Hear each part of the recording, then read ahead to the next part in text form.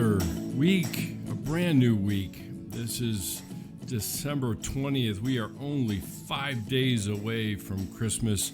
I'll talk about that in a second. I am Dr. Ray Mitch, your host. You are listening to the Psych Monologues, and the Psych Monologues is a podcast that's devoted to exploring our journey toward wholeness and living in truth and grace, all at the same while looking at and trying to understand the mystery of our relationship with God, with ourselves, and with each other. And there's a lot there to understand. So, it has been a momentous week for sure. For certainly in the world of the academy, we have closed up on the semester. We've had a number of lasts for a number of our students who are graduating in December. Congratulations to that group of students that we had a tearful ending at the last class that we had. And I have my own fair share of catching up to do in terms of saying goodbye and moving into the next season of life in a new semester and all that it demands of me, at least. But I wanted to catch up on a couple of things before we get started. They're kind of news-related items. I had I started last week's podcast talking about the 12 days of Christmas, and we have obviously moved along at a breakneck speed. I mentioned last time we were just getting started in the 12 days of Christmas, and by the time we were talking last Sunday, you have collected a partridge and 2 turtle doves, which will set you back about $660, and that's just for the first 2 days. So where are we in terms of the 12 days of Christmas? Actually, I found an interesting article that summarizes what PNC Bank has released as its Christmas Price Index. And it's adjusted for today's economy. And the last few I thought were kind of humorous, since the next time that we meet and talk will be after Christmas. But the 2020 numbers here that they talk about also account for the COVID-19 pandemic and the impact that it might have. So I thought I'd just read to you. Some of them are kind of cute and interesting for the last 5 days of the 12 days of Christmas. The first one is 7 swans a-swimming. That one is really costly. It's $13,000. These birds rank as the most expensive gift on the list, though it remains unchanged over last year. So 7 swans a-swimming. Tomorrow is 8 maids a-milking. I think you'd probably have to head toward Greeley to find a few of those. The cost here is $58. This is the same as last year, as the federal minimum wage really hasn't changed. So 8 maids a-milking. And then we have 9 ladies dancing. And the cost here is non-applicable. COVID-19 has wrecked the bar and nightclub industry, leaving most ladies to dancing in their own living rooms. And then we have 10 lords a-leaping, another non-applicable cost. The only leaping the lords did this year was from the couch to the bathroom. And then 11 pipers piping. Live music venues continue to see gigantic losses, so we're probably not going to hear very much of that in 2020. And then finally, last but not least, 12 drummers drumming.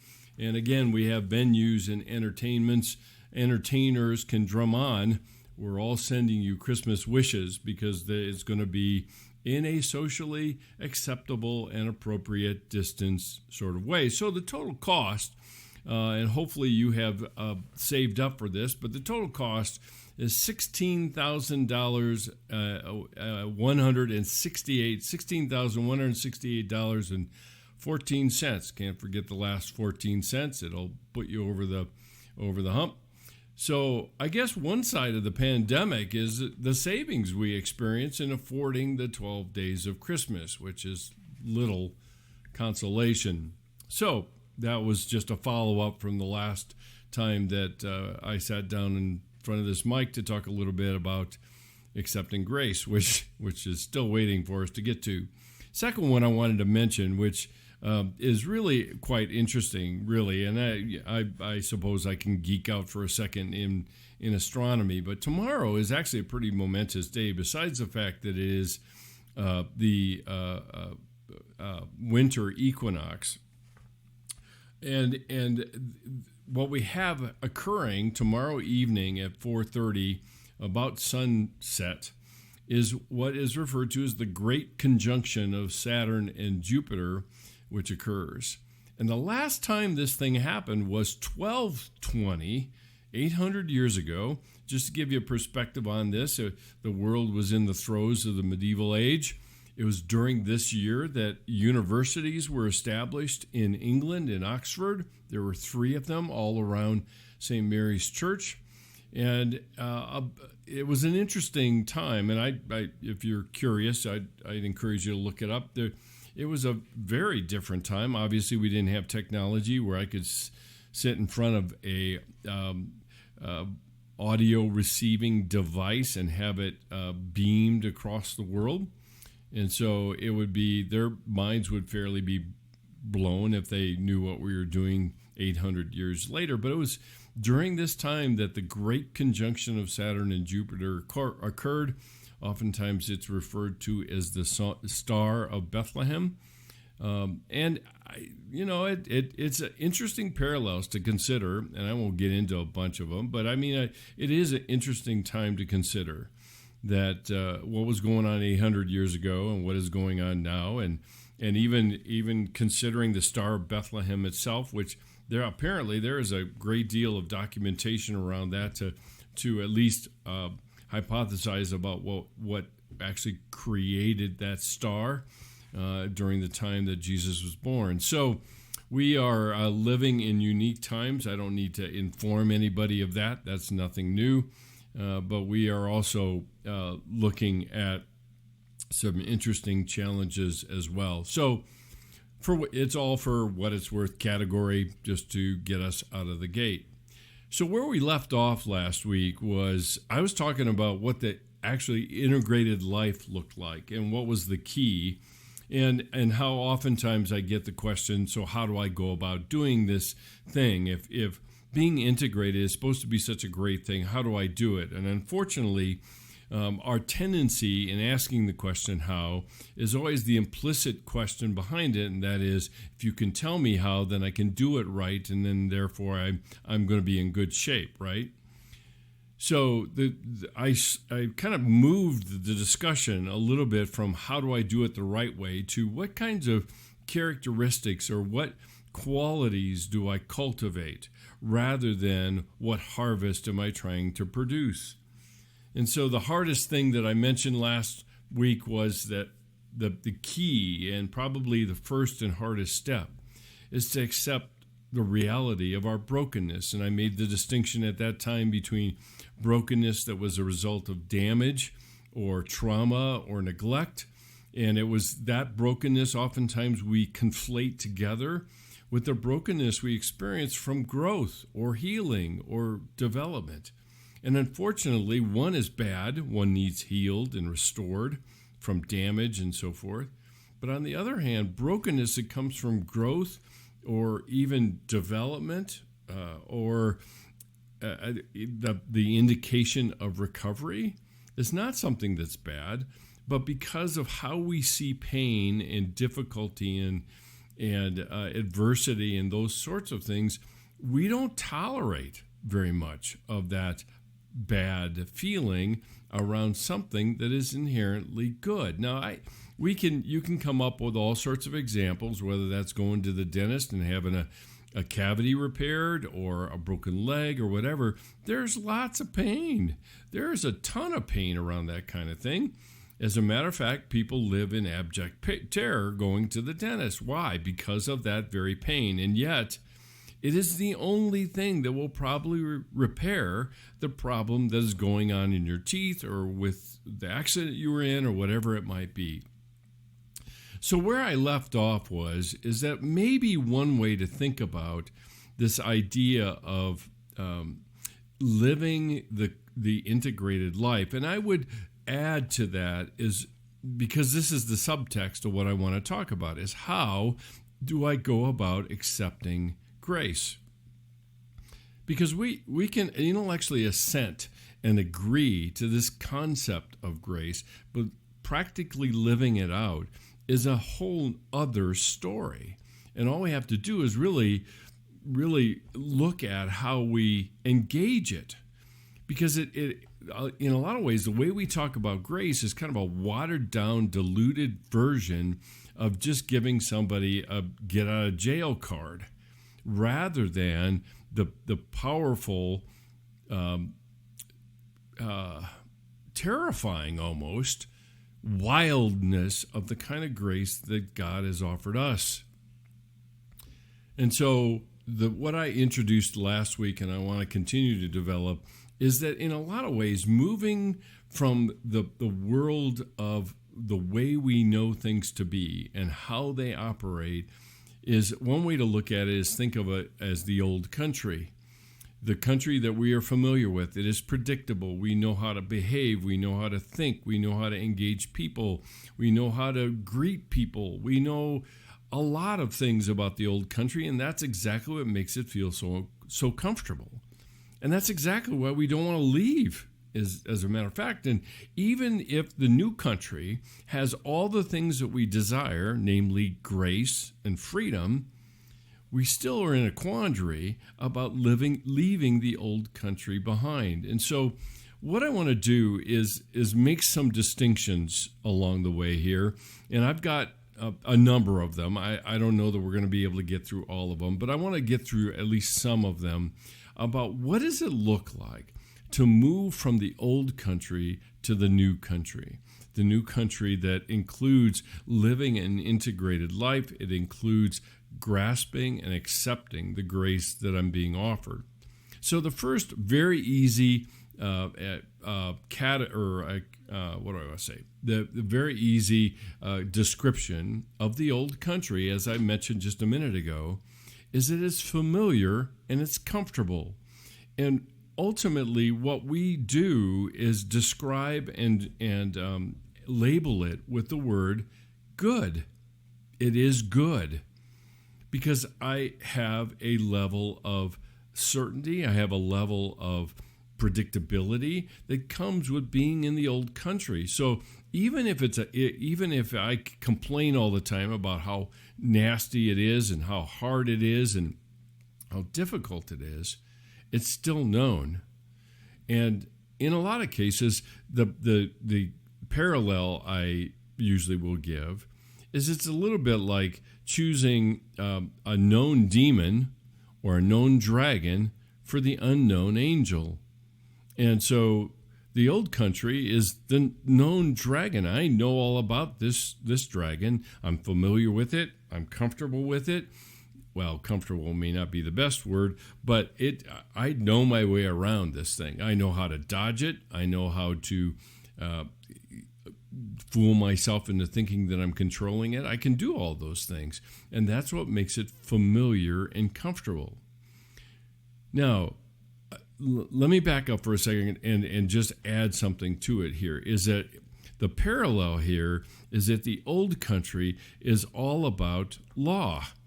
It's all about predictability. It's all about control. The new country is about grace and about freedom. Now, while we may assent and raise our hands and say, I'm all in for that, when we get there, how does it feel? And very simply, it feels foreign. It feels uncomfortable. It's just like going into a country that you've never been to before. You don't know the language. You don't know how they talk. You don't know how they joke. They don't know the idioms that they use or the even gesturing of hand, all of that. I don't know any of that, and yet I know that this is probably a good place for me to be, but it's still familiar, foreign, and uncomfortable. See, the old country is familiar and comfortable, and we call that good. The new country is foreign and uncomfortable, and we call that bad, even though we have something lurking in our understanding that says, I probably should go there. I probably need to spend a lot of time there, actually.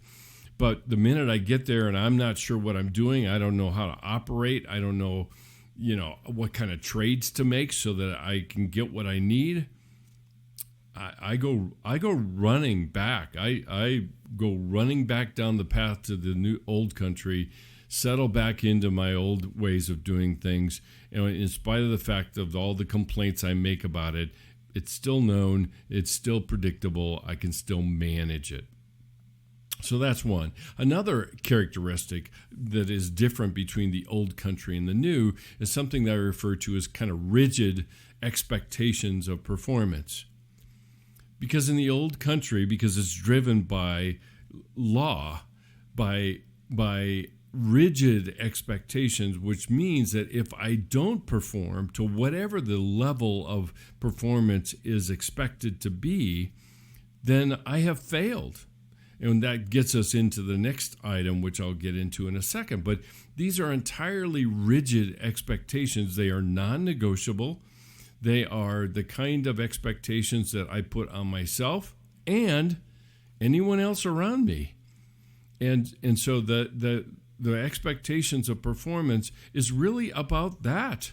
It has nothing to do about the nature of who I am.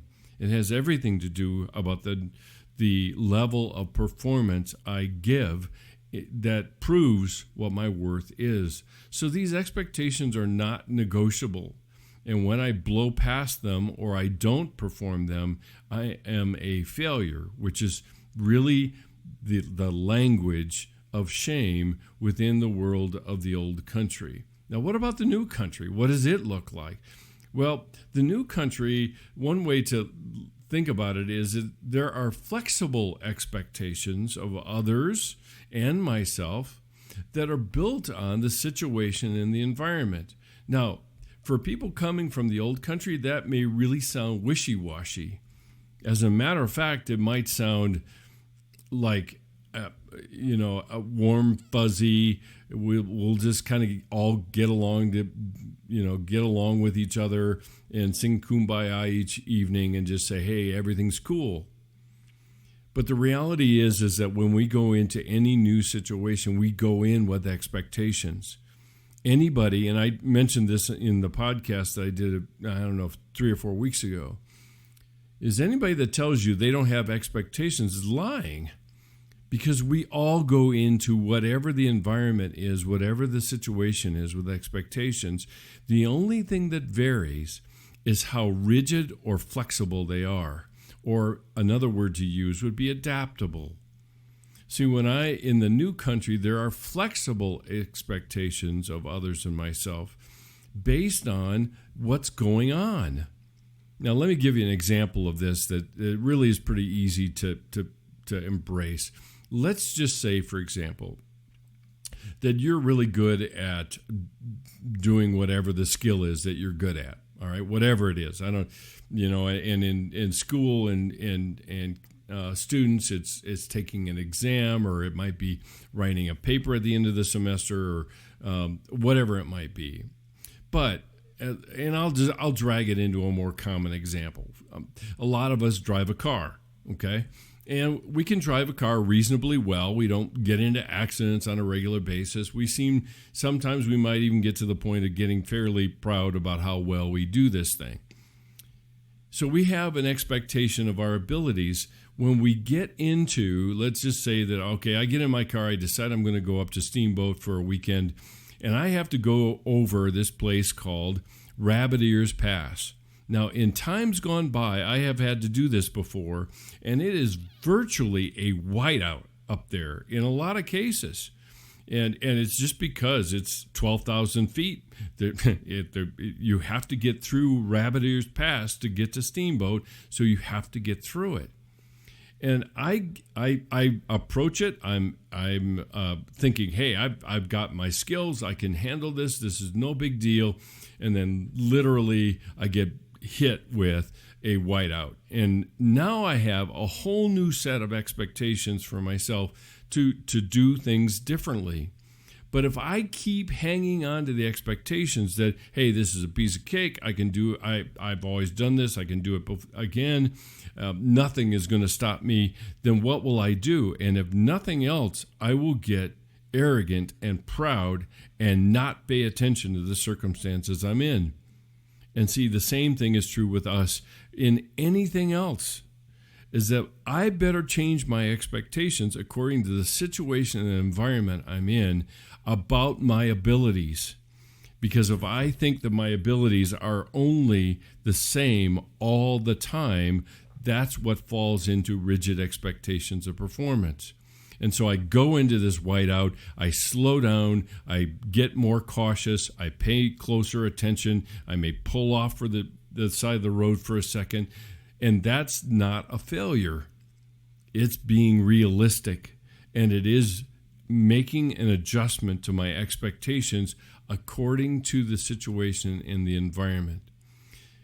Grace does that for us in the world of our relationships and even in the world of relating to ourselves, is that grace creates a space for me to accept myself on the basis of what things are right now. Not the way they should be, because if I have expectations as if the road is dry, there is no snow in the sky, I have no obstacles in front of me, I can see everything perfectly, I will walk away from that. If I'm lucky, I will walk away from that and end up saying, boy, that was an abject failure. I can't get anything right. I'll quit driving because I can't seem to get it right. And see, that's the effect of rigid expectations, which is law. Either you do it or you don't. And if you don't, you're a failure. It's not that you failed, it's you're a failure. On the other hand, with grace, it's like it's I accept the fact that I am limited. I accept the fact that I am hitting an environment or a situation that I wasn't prepared for. I need to be careful, and I need to adjust my expectations to the situation and what it demands of me. One of the most difficult things I think we carry with us from the old country to the new is we feel like we are settling for mediocrity when we adjust our expectations downward to match the situation we're in. We think that motivation comes from making ourselves miserable and feeling like a failure, and therefore then we will strive even harder to what? To avoid being a failure rather than strive harder to meet the situation and negotiate it successfully. So old country has rigid expectations of performance. The new country has flexible expectations of others and myself according to the environment and to the situation I'm in. The last one I want to mention, which is related to this one, is in the old country, it's black and white, all or nothing thinking. And ultimately, I see the world in the old country in categories, in boxes, is that I see things in black and white terms. Either it is or it isn't. There's no negotiating between the two. And so either I succeed or I am a failure, which is interesting, right? Because I use the language, and even if you watch it carefully, I succeed, which is built on my efforts and the outcome, or it's not that I have failed, it's that I am a failure. See how the focus changes. And a lot of times our thinking does that in the old country, is that whatever is a knock on my character, knock on my performance, knock on my abilities, now that gets translated into the totality of who I am. And that's the categorical thinking I'm talking about. So either I am stunningly successful or a successful person, or I'm equally abject failure because I can't seem to do it. So what happens when I go to the new country? Well, I go into the new country and I begin to learn that people embrace the full continuum of their feelings, thoughts, and behaviors. They understand that it's not all or nothing. It's not gray, but what it is embracing things as they are, my feelings as they are. Feelings are not black and white, good or bad. The feelings are what they are, and I need to figure out a way to embrace them as they are. Now, I have had a lot of people that the minute I say, they say, well, what do I do with these feelings? And I say, nothing. How about just feeling them? But then it's like, well, what good is that? It doesn't accomplish anything. Well, really? What about learning the grace of accepting ourselves as we are? In the same way with thoughts, I've had people, and I've read thousands of pages now by the time I've hit my 13th year of teaching. And I hear a lot of people say, well, I shouldn't think this, but, or I shouldn't say this, but. So they've already categorized it before they even admitted that they have it. And the same way with behaviors. It said, whatever I do ends up being, I'm just a horrible person. I'm the worst. Because essentially we take these things and then we take it back into the old country way of thinking and say, I am what I do. And those things make it impossible for me to evaluate the situation in light of what's actually going on, which is the previous point, and accepting the reality of what has happened and having the grace offered me to learn from it and do it a little bit differently. See, when I embrace the entire continuum of my feelings, thoughts, and behaviors, it allows me to understand it more clearly. And from understanding comes the chance to choose a different way. But see, if I think categorically, I am probably not trying to understand it. I'm simply trying to contain it. And containing it doesn't change it. It can look like I changed it because I can say, well, I'm not doing that anymore. But have I really learned? Have I really understood it enough? No, I will grant you, because I've been a psychologist for a long time, is just understanding something is not enough to change it. But I can't change what I won't accept. And that's what we're talking about here. We're not talking about an eternal state of navel gazing and having some pure understanding and that will be enough to change things. No, it doesn't.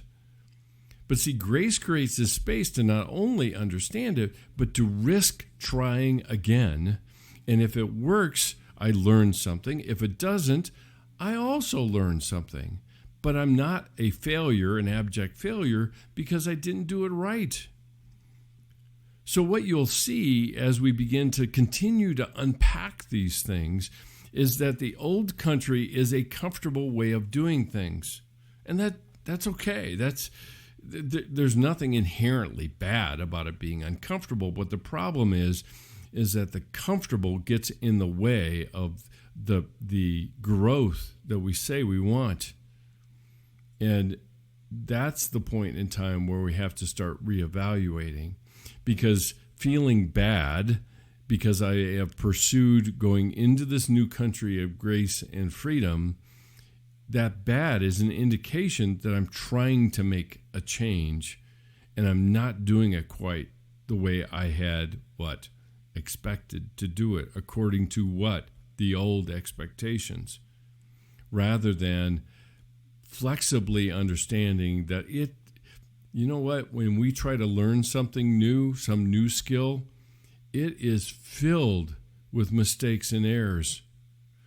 And if we doom ourselves because of those mistakes and errors, we will learn nothing. We will give up. On the other hand, we go into it understanding that learning always has errors in it. And if I learn from those errors, I can increase my performance. But just remember that in the old country, person is performance. In the new country, person isn't performance. person performs, but they are not the performance. And that's the choice that tends to have to be made when we move from the old country to the new. Now, let me run ahead. I'll say it and I'll come back to it. And that is this, is that when I start to make the pilgrimage from the old country to the new, I will always be tempted and probably frequently go back to the old country. And that is not a sign of failure. If nothing else, it is a pure sign of being human, where I want to maximize my comfort and minimize my discomfort. That we're built that way. That's why I don't just hang out and put my hand on the stove and say, this is good, I'm supposed to do this. That's just dumb. But at the same time, we get our signals mixed. And when we're doing something that is good and produces growth and is part of learning, then I have to find a way to reinterpret and refocus how I understand that so that I can start making some of these changes that we're talking about. This is the basis on which we begin to accept grace. We think it's a bloodless revolution, and it isn't. Leaving the old country is not. It's messy and it's difficult oftentimes. And for the most part, I can describe it in such terms where most people will say, well, why bother? And that's a fair point. It's a fair point. I've spent more than enough of my time camping in between the two countries. As a matter of fact, I've got a permanent residence in the old and a temporary residence in the middle, just to give me a option. But I want to try to continue to build my residence in the new, so that eventually my residence in the old falls into disrepair, falls into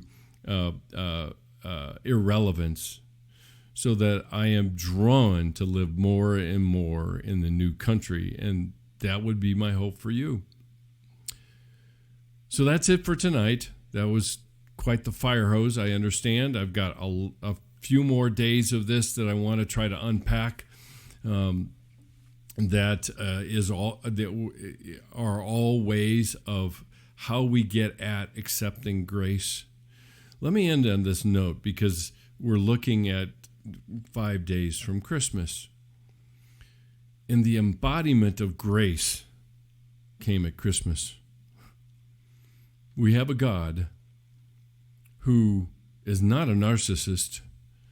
We have a God who says, how can I relate to these people that I so lavishly, furiously love? I will become like them, and I will show them the power of what grace looks like. I will fulfill all the laws so they don't have to, and they can have those laws written on their hearts, and they can call me their Abba, their Father. And that's what Christmas is about. We embody that in a variety of ways. But listen, how is grace described for us? It is a free gift. And we are going into the gift-giving season. And there are more acts of powerful grace that occur just in the next 5 to 10 days than probably happens all year round, and intentionally. And we are reenacting the very thing that God has done for us in the person of Jesus Christ. And so that's a fitting ending to looking at the Star of Bethlehem to remind us again of God coming as a Me Too God, him coming and saying, I'm like you guys. I understand. I want to understand what the human experience is like so that I can reconcile myself to you and you can have the kind of life that is changed before the funeral. And that's really what Christmas ends up being. So I wish you all a wonderful Christmas season. We will be back here. I will be back here behind the mic again in another 7 days. And we will continue talking about what it looks like to accept grace that is freely given and furiously offered to us, in spite of all the things that we tend to do to turn it into something that I can pay for. So there you have it. There's now just a few reminders for the end of the podcast, as I oftentimes do. I encourage everyone that's listening to invite other people to subscribe. You can subscribe in a variety of ways, whether that's on my website at drmitch.com. Upper right-hand corner, there's a subscription box there. And so with any new material or new podcasts or videos that I release or anything else, you will be notified immediately when something is new, that you can go check it out.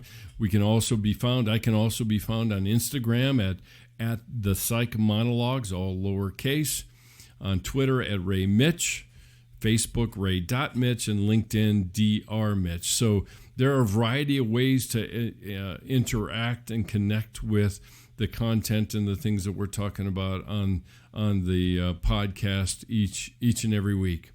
You can also subscribe to raymitch.podbean.com if you want a player to actually download it every time a new podcast drops. You'll be notified and it will download to the podcast. The same thing is true, which is pretty exciting, of a variety of other audio channels that we have added over the last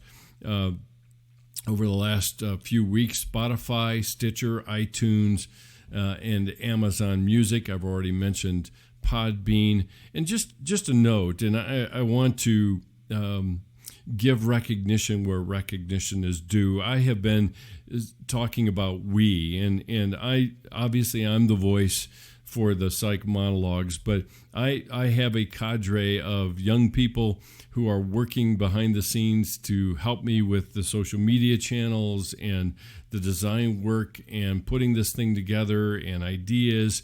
And in a lot of ways, they're my inspiration for doing it at all. So I want to be sure to get a shout out, because when I say we, yes, it's me that's doing all the talking, but I am backed up by a lot of prayer and a lot of people that have been instrumental in making this even a reality at all. The last thing is to partner with us and to continue to grow the scholarship fund for the CCU Silent Retreats. I have been leading these for the last 11 or 12 years. Students go, and needless to say, students are generally short on funds all the time. And so what I'm trying to do is to invite people that feel the prompting to give to our scholarship fund. It can be found under the CCU tab on the website. There's a drop down to take you to the Silent Retreats, and there's a GoFundMe page that we can receive contributions to, supporting and continuing to grow that fund so that more and more students can engage this unique way of encountering God. The next one coming up is this spring in April 8th through the 11th, 2021. Here we are knocking on its door. So with that, I will close. Thanks so much for joining me. Love you. Later.